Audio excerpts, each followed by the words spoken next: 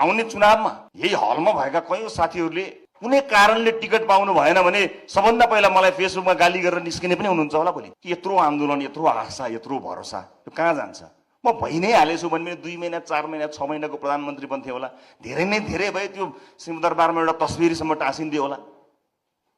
तर देशले यत्रो आन्दोलन गरेर बसेको थियो, देशले यत्रो परिवर्तन गरेर बसेको, देशले यस्ता होनहार मान्छे गरेर बसेको थियो। मसँग त्यो अधिकार थिएन। त्यतिखेर साँच्चै नै मलाई महसुस भएको, म यहाँ गर्वका साथ भन्न सक्छु, त्यसलाई हाँसी हाँसी किस्तीमा आएको प्रधानमन्त्री पदलाई हाँसी हाँसी नमस्कार गरेको हो।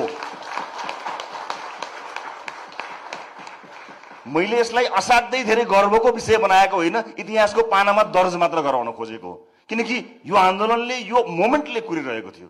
यति भन्दिदाले मैले बडो त्यागीको उपाधि पाउँछु भन्ने लोभले मैले भने होइन साथी हो। यति प्रतिबद्धता चाहिँ चाहिन्छ भन्न खोजेको हुँ। तपाईहरुको इमानदारीता, तपाईहरुको योग्यता र तपाईहरुको क्षमतालाई चुनौती दिने मसँग त्यति धेरै योग्यता छैन, मैले अघि नै भनिहालेँ। तर राजनीतिमा कहीँ न कहीँ, कतै न कतै त्यो प्रतिबद्धता, त्यो आँट, त्यो साहस, त्यो हिम्मत हामीसँग हुनुपर्दछ। भोलि आउने चुनावमा यही हलमा भएका कयौं साथीहरूले कुनै कारणले टिकट पाउनु भएन भने सबभन्दा पहिला मलाई फेसबुकमा गाली गरेर निस्किने पनि हुनुहुन्छ होला भोलि। त्यस्तो पनि हुन सक्छ। तर त्यो धेरै हुन्छ कि भन्ने कुराले अलिकति सताउँछ मलाई।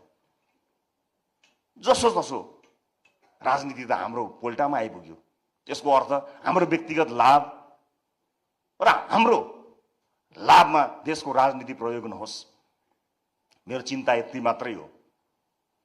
यतिका साथीहरू आउनु भएको छ, अधिकांश युवा साथीहरू हुनुहुन्छ। कुनै पनि देशले यति धेरै युवा केन्द्रीय सदस्य पार्टीको, यति धेरै युवा सांसद, यति धेरै युवा मन्त्री पाएको छैन।